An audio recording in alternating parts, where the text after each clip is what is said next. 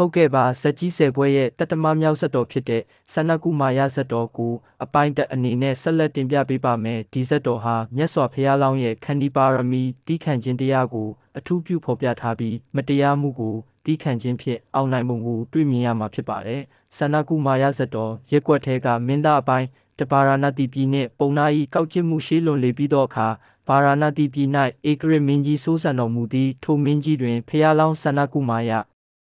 အမည်ရှိသောသားတော်တဦးရှိပြီးအိမ်ရှိမင်းအဖြစ်ခန့်အပ်ထားသည်မင်းကြီး၏ပူရောဟိတ်အမတ်ကြီးမှာခန္ဓာဟာလအမည်ရှိသောပုံနာတဦးဖြစ်သည့်ခန္ဓာဟာလပုံနာသည်အဂတိလိုက်စားသူဖြစ်ပြီးတရားစီရင်ရာတွင်လက်ယူ၍မတရားဆုံးဖြတ်လေရှိသည့်တနေ့တွင်ဆန္ဒကုမာရမင်းသားသည်ပုံနာ၏မတရားစီရင်မှုကိုတွေ့ရှိသောသဖြင့်ကိုယ်တိုင်ဝင်ရောက်၍တရားသဖြင့်ပြန်လည်စီရင်ပေးခဲ့သည်တိုင်းသူပြည်သားတို့ကမင်းသားကိုချီးကျူးကြသဖြင့်ခန္ဓာဟာလပုံနာသည်မင်းသားအပေါ်အညိုတေးထားကတက်ရန်အကြံစီလေတော့သည်အပိုင်းနှစ်နက်ပြ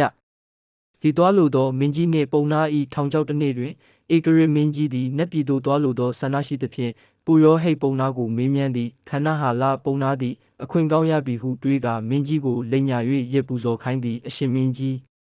နတ်ပြည်သို့ရောက်လိုလျင်တားတော်သမီးတော်မိဖုရားများနှင့်ဆင်ဖြူတော်မြင်းဖြူတော်တို့ကိုတက်၍ရပူဇော်ရပါမည်အထူးသဖြင့်ဆန္ဒကုမာရမင်းသားကိုအရင်ဆုံးတက်ရပါမည်မင်းကြီးသည်နတ်ပြည်၏စီးစိမ်ကိုမတ်မောသဖြင့်တာသမီအရင်ချများကိုတက်ရန်သဘောတူလိုက်သည့်အပိုင်း၃ရက်ကွက်သို့ပို့ဆောင်ခြင်းနန်းတော်တစ်ခုလုံးသည်ငိုကြွေးတံများဖြင့်ပြည့်နှက်သွားသည်ဆန္ဒကုမာရမင်းသား၏မေတော်နှင့်ဇနီးသည်တို့ကမင်းကြီးကိုတောင်းပန်တော်လဲပုံနာ၏စကားကိုနားယောင်နေသောမင်းကြီးသည်မကြားချင်အောင်ဆောင်နေခဲ့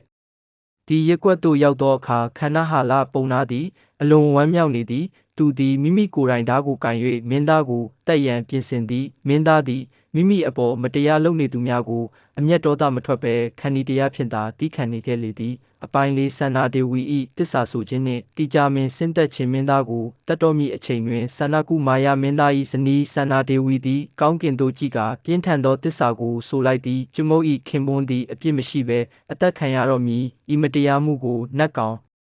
နတ်မြတ်တို့သိမြင်ပါကကူညီတော်မူပါဟုတစ္ဆာဆိုသည့်ထိုအချိန်တွင်တိကြမင်းသည်လူပြည်သို့ဆင်းသက်လာကလက်ထဲ၌မိတောက်နေသောတန်တူကြီးကိုကင်၍မင်းကြီးနှင့်ပုံနာကိုချင်းချောက်လိုက်သည်ဟဲ့မိုက်မဲသောမင်းနှင့်ပုံနာအပြစ်မရှိသူများကိုတက်ရဲလျင်တင့်တို့ဦးကောင်းကိုဤတန်တူဖြင့်ရိုက်ခွဲမိတိကြမင်း၏တခိုးကြောင့်ရေကွက်ကြီးပျက်စီးသွားပြီးလူအများကဝိုင်းဝန်းကကောက်ကျစ်သောခန္ဓာဟာလပုံနာကိုရိုက်နှက်နှင့်ထုတ်လိုက်ကြလေသည်ဇက်ပေါင်းသောခန္ဓာဟာလပုံနာဒေဝဒတ်ဖြစ်လာသည်ဆန္ဒဒေဝီရသောတရားဖြစ်လာသည်ဧကရမင်းကြီးအရှင်တုတ်တော်တနမင်းကြီးဖြစ်လာသည်ဆန္ဒကုမာယမင်းသားကျွန်ုပ်တို့၏ဂေါတမမြတ်စွာဘုရားဖြစ်လာပါသည်တင်ငန်းစာဤဇက်တော်သည်ခံတီးခံခြင်းအစွမ်းနှင့်မတရားမှုသည်တနေ့တွင်ပျက်စီးရမည်ဖြစ်ကြောင်းတင်ငန်းစာပေးပါသည်ဆန္ဒကုမာယဇက်တော်ကြီးသည်ဤနေရာတွင်ပြီးဆုံးပါပြီးနောက်ထပ်အထမမြောက်ဇက်တော်ဖြစ်တဲ့ဥပိ္ပခာပါရမီရဲ့ပြယုတ်နာယရဇက်တော်မိစ္ဆာဒိဋ္ဌိအယူရှိသူကိုလမ်းမှန်ပြပုံအကြောင်းကိုဆက်လက်ရန်